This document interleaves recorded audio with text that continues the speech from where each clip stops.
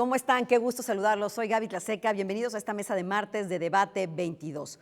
Hoy vamos a hablar de migración, un tema que puede abordarse desde distintos ángulos, pero sin lugar a duda, un tema también que es a veces de vida o muerte para las personas que muchas veces están en tránsito por nuestro país. La frontera norte de México, la frontera sur de Estados Unidos, dicen los propios migrantes, es un muro que a veces es mucho más difícil de brincar, de librar, que la propia selva del Darién.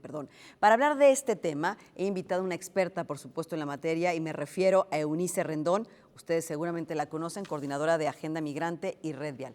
¿Cómo estás, Eunice? Qué gusto. Hola, ¿cómo estás, Gaby? Con el gusto de estar contigo. Pues el tema de migración que siempre está sobre la mesa es un tema latente. México es un país de tránsito, eso lo sabemos todos. Cada vez las condiciones en Centroamérica, también en Sudamérica se recrudecen y entonces cada vez las personas no migran nada más como un ideal del sueño americano, sino huyendo de la violencia, de la desesperación, del hambre y por supuesto de la falta de oportunidades. ¿Cómo empezar a contextualizar este tema hoy en día, Eunice? Un tema que siempre ha estado pues, en la agenda entre México y Estados Unidos. Bueno, primero que nada, lo que mencionas es muy importante. México siempre ha sido un país de expulsión, de recepción, de tránsito y también ahora lo es de desplazamiento forzoso, es decir, de desplazamiento interno dentro de nuestro país, y creo que muchos de los que antes transitaban ahora se quedan. Entonces el fenómeno de la recepción también ha incrementado, sobre todo en los últimos 5 años, de tal forma que cerramos el 2023 con más de 140,000 solicitudes de refugio en la Comisión Mexicana para el Refugio, que de hecho no se da abasto, ¿no? O sea, y que además hay que decirlo, creo que lleva un mes cerrada, entonces en la menos las instalaciones en la Ciudad de México, que es muy importante que se reabran por la cantidad de solicitantes que tenemos. Entonces, yo creo que la coyuntura también tiene que ver con Estados Unidos, es decir, lo que Estados Unidos vaya implementando en materia de política migratoria impacta a México.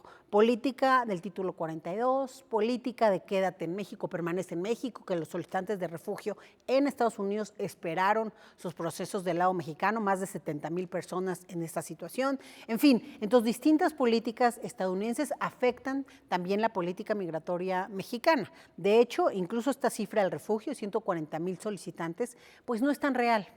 ¿A qué me refiero? A que muchos de estos solicitantes lo que quieren es transitar por nuestro país, pero para transitar requieren haber tenido su primera cita ya en la Comisión Mexicana para el Refugio. Entonces, por eso es que se eleva, o sea, con esa cita les daban antes el Instituto Nacional de Migración esta tarjeta de tránsito humanitario. Ya desde hace algunos meses no, y por eso han ido cambiando las cifras. Si tú te fijas, en lo que va de este año, las cifras son un poco distintas. Ha reducido el número de solicitantes de refugio, ha reducido las llegadas a Estados Unidos, en fin, han bajado algunas cifras por la presión estadounidense a México que ya no los deje transitar hacia Estados Unidos. Entonces, como no dan estas tarjetas, la gente está varada en el sur o en el centro del país, como lo hemos visto en la Ciudad de México, en estos 6 campamentos que hay de forma irregular en distintos puntos de la ciudad.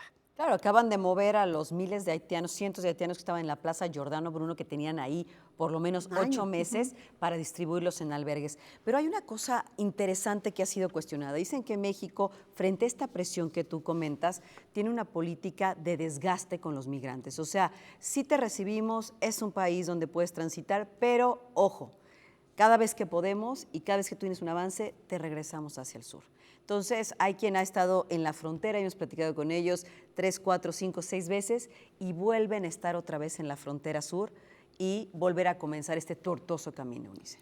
Eso es parte de esta presión estadounidense. Es decir, nosotros acabo de estar yo en Tapachula y en Tuxtla y encontramos historias, o sea, migrantes, vidas, ¿no? Que quienes ya están muy cansados, justamente es la política del desgaste. O sea, había uno que lo habían regresado 8 veces y 8 veces vuelve a emprender el camino. Otros ya tenían 3 veces y ya no querían volverlo a hacer porque ya no tenían dinero, ya más bien querían que los deportaran a su país, porque también esa es la otra cosa. Los regresan al sur del país, no a su país. Entonces, pues ellos ya no tienen ni dinero para regresar, digamos, a su lugar de origen. Entonces, bueno, yo creo que esa es la política del desgaste, como bien la llamas, creo que es parte de esta presión estadounidense en donde México, en lo que ha contribuido es llegas, te regreso no a tu país, pero sí muy al sur del mío, ¿no? Particularmente en Chiapas, Oaxaca, o sea, hacia el sur de nuestro país son los puntos de retorno migrante. Y bueno, estas personas otra vez, a lo mejor las tienen en estación migratoria no más de 36 horas y salen y otra vez pues están expuestos al crimen, a los diferentes abusos. Desafortunadamente, yo creo que sí se ha agudizado en los últimos años la implicación del crimen organizado más fuerte, es decir, los cárteles más importantes metidos en el fenómeno de tráfico de seres humanos. Y eso lo hace más peligroso para todos. Entonces, es decir, que más peligroso, a veces más caro. Entonces, por un lado tienes estos cárteles que son quienes organizan el tráfico de seres humanos. Ya no es el pollero de antes, ese pollero ya trabaja para uno de estos cárteles en la mayoría de los casos. Wow. Y por el otro lado, eso ha hecho también que la extorsión aumente. Una vez que ya casi van a llegar a la frontera, extorsionan a las familias. Y también a eso agrégale que pues de pronto en el camino también hay otros criminales que van aprovechándose de los migrantes, o a veces hasta gente que se dice sociedad civil que abusa. Yo te voy a arreglar tu trámite, págame tanto, y es mentira. Entonces, bueno, vemos una cantidad de personajes abusando de las y los migrantes que realmente, pues el que logra llegar a la frontera norte ya llega sin nada, o siempre le tienen que estar mandando lo que ellos llaman remesas. Entonces, su familia a través de un tercero o a través de estos servicios, pues les manda algún recurso para que puedan continuar pagando. Y que a veces esto se agota. Platicábamos con una chica que nos decía, mi familia me apoyó la primera, la segunda, la tercera vez, después me dijeron, ya no hay recursos que nos alcancen para seguirte apoyando cada vez que regresas y tienes que volver a empezar tu camino. E incluso nos dijo, hay un punto en el que la familia se olvida de ti también y te dejan un poco a tu suerte por la falta de recursos. Entonces, y luego otro migrante nos decía, que yo creo que es un tema que tú has de manejar muy bien también, tenemos derecho a que nos retornen a nuestro país de origen y nos están dejando, como tú lo bien apuntabas, en territorio mexicano. Y de nuevo, la presión estadounidense, porque incluso ahora Biden hace un par de semanas sacaba esta acción ejecutiva nueva con la que pretende restringir más las condiciones de refugio, es decir, para obtener el refugio, que de por sí hay que decirlo, o sea, Biden ha dado hasta ahora la mitad de refugios de lo que dio Obama en su mandato, y ha dado únicamente el 20% más que Trump, que él criticó muchísimo las cifras de Trump, pero él está igual, o sea, es decir, solo ha dado un 20% más que lo que Trump dio en su momento, y ahora menos, porque justo parte de lo que propone Biden con esa acción ejecutiva es dar menos refugios, hacer muy difícil que alguien obtenga esta figura humanitaria, y eso contraviene no solo los principios internacionales de la Convención Internacional del Refugio, pero también las leyes estadounidenses, porque ya hay ahí reglas que con esta acción ejecutiva pues se contravienen. Ahora es más difícil, te piden más cosas y la gente pues no tiene muchas veces esas pruebas que está solicitando Estados Unidos para dar menos refugio. Pero por el otro lado, también en esa propuesta de acción ejecutiva mencionaba el presidente Biden que pretende regresar a personas de 4 nacionalidades, que no es México, a México, y eso de nuevo viene a colación lo mismo, es decir, yo los voy a deportar, ¿no? O retornar, le llaman de otra forma, pero es pues una especie de retorno, de deportación hacia México, y de ahí México que se encargue de ver qué hace. Entonces, muchas veces México yo creo que ni siquiera tiene los recursos para poder estar haciendo tantos vuelos de deportación, por un lado. Y otra de las complicaciones es que a veces, por ejemplo, Estados Unidos no tiene las relaciones diplomáticas con esos países, como es el caso de Venezuela, como es el caso de Cuba, y entonces no puede tampoco retornarlos. México ha negociado y algunas veces le permiten ciertos vuelos de retorno, pero también es complejo. Entonces, finalmente Estados Unidos le deja la tarea más difícil a México, y yo creo que eso se tiene que repensar más de cara al nuevo gobierno. Hay que hacer negociaciones más justas, y si va a hacer ese tipo de encargos, creo que tiene que haber recursos muy claros en las fronteras, en ambas fronteras, para la sociedad civil, para los religiosos, para los gobiernos locales, que finalmente son quienes atienden este tema, este flujo, estas concentraciones. Sí creo muy importante tomar cartas en el asunto en este tipo de campamentos, como los de la Ciudad de México, México. Yo creo que a Clara Brugada de forma particular, ¿no? Con Claudia y con la presidenta y con las diferentes instancias relacionadas con el tema migratorio, sí toca repensar qué hacer. O sea, eso no puede ser. O sea, el tener los campamentos así, la gente no está en una situación adecuada, eso no es ni humanitario ni hospitalario como marca la Constitución de la Ciudad de México, pero además se presta abusos como vimos en Plaza Giordano Bruno. O sea, a la hora que quitaron a estas personas por petición de los propios vecinos que ya habían hecho todo un movimiento, bueno, el instituto de la mano de la Comisión de Derechos Humanos de la Ciudad de México hacen este movimiento y entonces, ¿qué es lo que vemos? Gente que atestiguó que pagaba entre 200 y 400 pesos la noche a otro migrante que ya pues hábilmente veía que había una camita vacía y entonces la iba rentando. Entonces empiezan a generar ilícitos de ese tipo. Ya había gente en situación de calle que pues, se había ido ya a este lugar porque Sí, justo estaba totalmente. el albergue, en fin. Entonces yo creo que se tiene que ver una forma. La propia Comisión Mexicana para el Refugio que está buscando dirección, porque van a cerrar ahí cerca de la Plaza Giordano Bruno, sí van a ir, una cuadra. sí van a ir a Lanzures y justo no han abierto porque la gente se manifestó antes de que llegaran, porque la gente, los vecinos de ahí sabían que eso significaría Tener pues que cerca se a llenen los de migrantes. migrantes. Entonces quizá la Comisión Mexicana para el Refugio debe repensar su dirección en un lugar donde a la par pueda tener un albergue para los solicitantes que están viendo su trámite con ellos. Por Y entonces supuesto. evitar también, claro, y meter de la mano otras políticas porque pues no siempre quieren quedarse, en fin, hay que hacer todo una tarea muy territorial, muy cercana para poder realmente hacer eficiente. Sí, este que por eso trámite. decía yo cuando empezamos, es un problema complejo de entender, complejo de abordar, complejo de tratar. No es tan simple como se salieron de su país para ir a otro. O sea, en el trayecto hay muchísimas cosas que analizar. Me sorprendía con lo que decías también un poco con esta orden ejecutiva que firmó Joe Biden para dificultar a principios de junio pues el acceso a los migrantes indocumentados y dificultar el asilo. Cómo incluso la respuesta del presidente Andrés Manuel López Obrador fue, a ver, ¿para qué triangular? ¿Por qué ustedes, Estados Unidos, no los regresan directo a su país?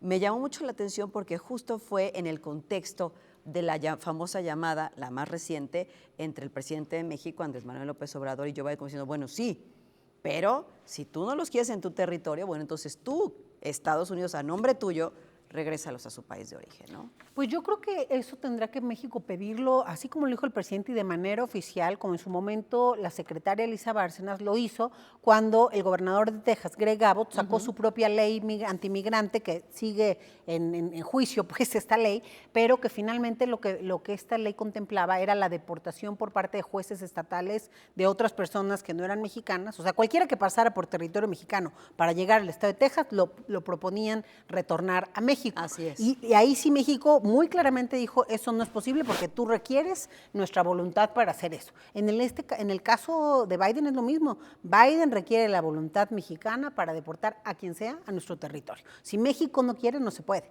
Entonces, ahí más bien es pues cómo se dé realmente, más allá de las palabras, la negociación y finalmente que México, con esa misma claridad que dijo el presidente, pues mande un comunicado, lo haga visible, como se hizo en el caso de Texas, ¿no? Que de ninguna forma, y lo puso en papel, lo puso por escrito. Yo creo que en congruencia México no debe aceptarlo ni de la federación ni de los estados, una cosa así, porque además no hay un plan. O sea, dijeras, bueno, hay un plan y a los que deportan pues pasan a un sistema de atención integral con recursos estadounidenses o conjuntos. Eso no lo hay. Pareciera que la única idea es depositarlos en territorio mexicano para aplicarles la política del cansancio. Entonces o del desgaste que tú llamas. Entonces yo creo que es muy importante esa negociación bilateral y que Estados Unidos, ya sea con Trump o con Biden, pues sí pueda México tener un papel distinto. Va a ser más difícil quizá con Trump, pero es importante ya planear esos posibles escenarios porque van a llegar. Totalmente. Permítame hacer una pausa, Eunice, y regresando dos cosas. Cada vez que hay elecciones, tanto en México, pero más aún en Estados Unidos, y estamos a 5 meses, el tema migratorio se convierte en un tema justamente para ganar adeptos a una causa, y lo estamos viendo con este endurecimiento de las políticas de Joe Biden.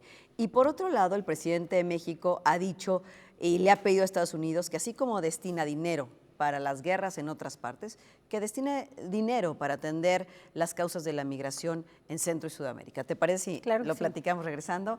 Hacemos una pausa. Estamos hablando de migración. Me acompaña Eunice Rendón, coordinadora de Agenda Migrante, una autoridad en la materia, así que ya volvemos.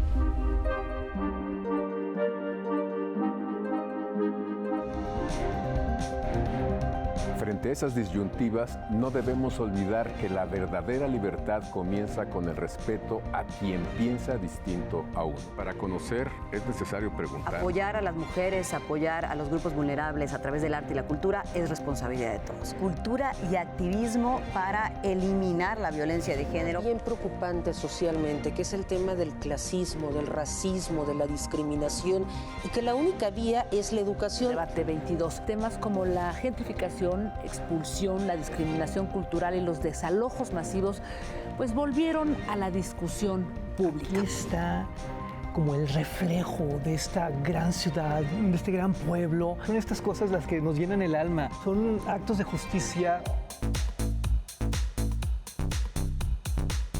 Por si las moscas, vamos a hablar del Festival Internacional por la Diversidad Sexual, que este año cumple su edición número 36, 15 años del Museo Universitario de Arte Contemporáneo, y me acompaña para eso su directora Amanda de la Garza. Vamos a hablar del más reciente libro del escritor Juan Villoro, me refiero a La figura del mundo.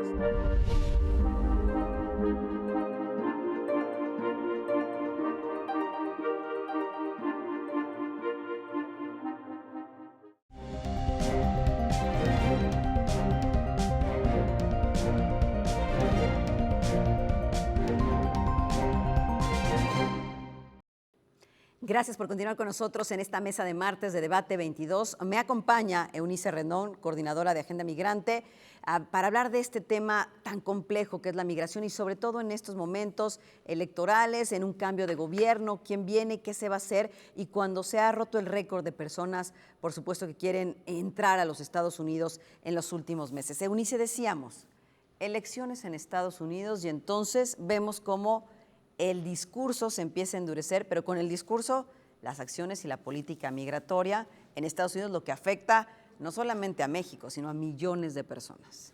Yo creo que esto sobre todo lo hemos visto en estas dos últimas elecciones en Estados Unidos. Desde que Trump surgió con este mensaje tan antimigrante y con cosas tan estridentes, porque los esa es la mexicanos palabra. delincuentes, Sí, el muro violadores, que va a construir en fin. México, violadores, sí, claro. Entonces, yo creo que desde entonces esa política, o al menos ese lenguaje, ese discurso, ha permeado en otros gobernantes. O sea, eso durante todo el periodo de Biden hemos visto a Greg Abbott hacer lo mismo, hemos visto replicar la fórmula también al gobernador de Florida.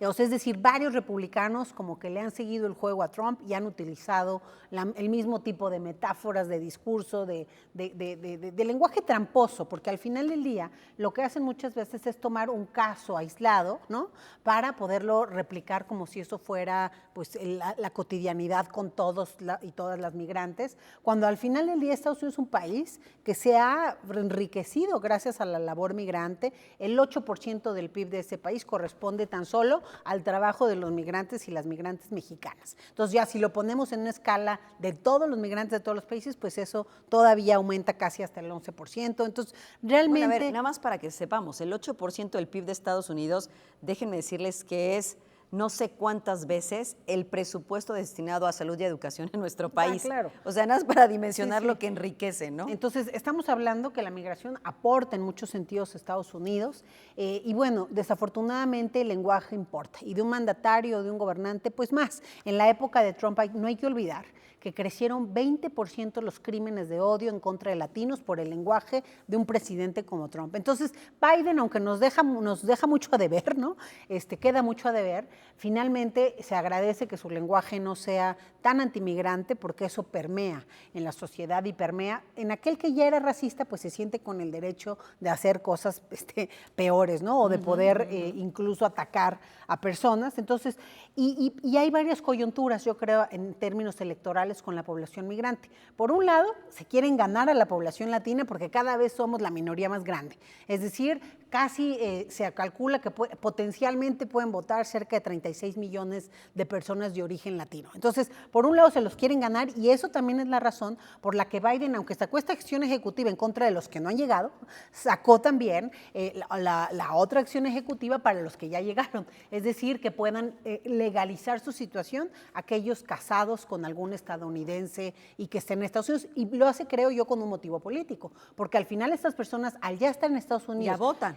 Claro, ellos no, pero sus redes sí, y claro, si ellos ya se legalizan, podrían eventualmente votar, pero una legalización de su familiar, pues claro que les va a ser positivo a él y a las redes de apoyo. Entonces, gente que ya lleva, algunos en promedio, 20 años en Estados Unidos. Entonces, imagínate todos los conocidos que ya tienen esas personas. Entonces, claro que eso abona en el voto latino, en cierta parte de este voto latino, y por eso creo que Biden hizo eso. También Trump diciendo que ya los que hayan estudiado en universidades estadounidenses hay que darles, ¿no?, el permiso de quedarse. Entonces, dan bandazos. Por un lado, el ataque al migrante que no ha llegado, creo que ese es particularmente, el ataque está más ahí, y por el otro lado, tratar de ganarse pues a los que sí están más en Estados Unidos y pueden tener redes que influyan en estos 36 millones de posibles votantes, ¿no? Y que no todos votan por los demócratas, no es en automático. Sí hay todo, digamos, en grupúsculos, en donde algunos han votado también mucho por republicanos,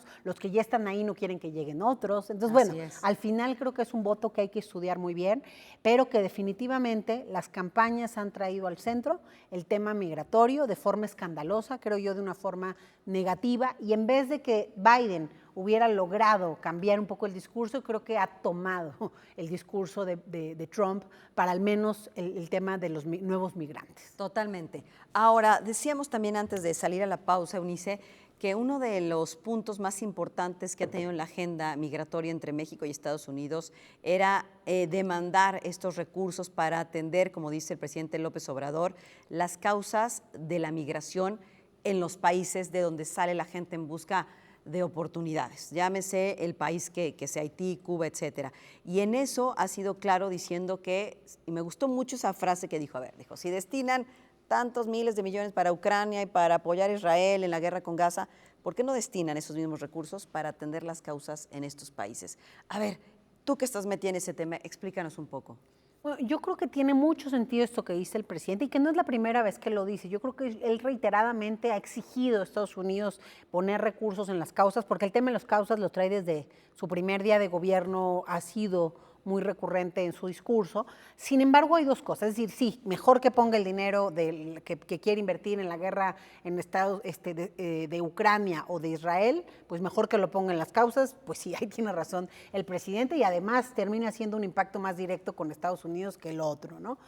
Pero por el otro lado también es importante entender que no basta con atender las causas. ¿Por qué? Porque mucha gente ya salió, porque en lo que realmente impactas en las causas, que son múltiples, o sea, ya no solo es la pobreza, hay un tema de violencia, hay un tema de amenaza a la vida misma, hay un tema incluso de cambio climático, de desgobierno, hay un tema incluso, de ¿no? político, ¿no? Haití, o sea, ya no puedes vivir ahí porque pierdes la vida, o sea, hay un tema de que no hay gobernabilidad. Haití, Venezuela, Cuba, mucha gente sale por motivos también políticos. O persecución misma. Sí, sí. Entonces, bueno, al entender esa multicausalidad, creo que también a la par se debe hacer una política muy clara y muy realista, esa es la palabra yo creo, de lo que está pasando hoy, quiénes están llegando hoy a territorio mexicano o estadounidense. Ya no es el mismo migrante precario en términos educativos quizá de antes y de pobreza, sino hoy es un crisol muy grande. O sea, me ha tocado entrevistar migrantes con maestrías, con doctorados, preparados, con experiencia técnica en diferentes áreas, porque salieron por otros motivos de sus países. Empresarios que han perdido su sustento en países donde el gobierno propio pues no ha dado las condiciones para que lo tenían. Me tocó el caso entrevistar a unos venezolanos, su esposa viajando con 5 hijos. Tenían los recursos, dinero traemos. Lo que pasa es que en nuestro país tuvimos que cerrar, tenían talleres mecánicos, los tuvimos que cerrar porque el derecho del piso, porque el gobierno, porque... Entonces no les quedó de otra, ¿no? Pero como dices, no es ese migrante nada más, ¿no? Entonces yo ahora utilizo mucho esta palabra realista, porque me parece que eso es lo que falta en la política también migratoria mexicana. Es decir, se han hecho esfuerzos. Nosotros mismos hemos atestiguado, por ejemplo, después de lo que pasó en Ciudad Juárez, pues este trabajo que el Instituto Nacional de Migración, de la mano de muchas organizaciones, organismos internacionales, la Cancillería, en fin, ha emprendido para transformar las estaciones migratorias y que poco a poco transiten pues de lo que eran antes a centros de atención atención más integral a las y los migrantes. Nosotros hemos donado ahora sí que transformaciones integrales en las aduanas, ya de 10 estaciones que hemos transformado coloridamente para que sea una llegada más amable. Ellos han quitado barrotes, candados, todo lo que lo haga parecer cárcel en la medida de lo posible, ¿no? Y sobre todo con Protección Civil revisar que todas las puertas se puedan abrir de otra forma si no está la llave y si hay un candado, ¿no? O si hay alguna forma de cerradura. En fin, todo el tema del agua potable, de diferentes cambios que se han hecho en estas estaciones y en algunos esfuerzos que se han hecho por protocolos también para mejorar la situación, capacitación y revisiones para evitar la corrupción o disminuirla. En fin, hay varias cosas que se ha intentado avanzar y que algunas cosas se han ido logrando poco a poquito, pero aún así yo creo que queda un gran pendiente en términos del realismo de la política migratoria. ¿A qué me refiero? A que muchas veces el gobierno dice, bueno, este migrante, el que está ahí en la Plaza Giordano Bruno, que hoy está en Vallejo o en la estación de autobuses, que esos además están amparados, entonces no los pueden quitar. Entonces, bueno, esos migrantes, por ejemplo, pues dice el gobierno, no se van a quedar. Ellos finalmente lo que quieren es que CBP One les dé una cita y en ese momento se van a ir, probablemente. Pero lo que está pasando hoy realmente es que esas personas se quedan entre 3 y 8 meses o más. Sí. Entonces, ya sabemos que vamos a tener estos migrantes temporales. ¿Por qué no generar una política pública temporal? Un empleo temporal, una educación temporal, o sea, todo para lo que está, porque en la medida que logremos integrarlos de forma más inteligente, va a ser benéfico para todos. Entonces, pues sí, quizá no va a estar, pero a lo mejor hay como hoy trabajan en mercados, en diferentes comercios, servicios, en donde aunque se queden 8 meses les sirve a esa persona, a ese jefe, a ese empleador, pero ¿qué es lo que está sucediendo hoy? Como no hay una plataforma y una política realmente temporal a la medida realista de lo que está sucediendo, abusan. Entonces yo contrato 2 haitianos por lo que le pagaría a un mexicano. Sí, entonces, en fin, yo creo que hay que empezar también, además de las causas, agregarle esta política realista para el tránsito y para ahora sí que ya la recepción. Y un poco pedir lo que pedimos para los mexicanos en Estados Unidos, poder también ofrecerlo aquí para aquellos migrantes que están en tránsito en nuestro país. Eunice, nos queda un minuto, nada más, por favor, recomiéndanos dónde leerte, porque tus columnas han sido brutales, y dinos, por favor, porque la última columna del Universal, Niños Polleros, me dejó no solo atrapada, asustada, sino pues justamente como tú dices, ¿no? O sea, ya no es el pollero, sino son redes de tráfico de personas. Danos un adelanto, dinos dónde te podemos leer. En @Eunice Rendón en todas las redes, ¿no? Estoy así en Twitter, Facebook, TikTok y todas esas redes en diferentes plataformas. Y sí, ahí hablamos de todos estos temas. Yo creo que hay que ver también cómo incluir al sector privado y con el tema de la niñez, ahí solamente cerrar con eso. Esa es la prioridad número 1. Finalmente es la cara más vulnerable de la migración y todos, y cuando digo todos es de manera internacional y de manera multisector, tenemos que concentrarnos en salvar y en proteger a esa población. Por supuesto, porque antes decíamos que el rostro de la migración eran hombres, luego mujeres. Ahora la realidad es que las mujeres y los niños no acompañados crecen en números. Son familias enteras que se en números agigantados. Eunice, es un tema que seguiremos abordando aquí. Te invito a que pronto volvamos a seguir platicando, sobre todo para los retos del nuevo gobierno, si te parece bien. Claro que sí, con mucho gusto. Muchas gracias por la invitación. Eunice Rendón, quien es coordinadora de Agenda Migrante y Red Viral, para que la lean, por supuesto, en todas sus redes sociales y entiendan un poquito más de esta dura, difícil y dolorosa realidad de los migrantes. Soy Gaby Tlaseca, nos vemos la próxima semana.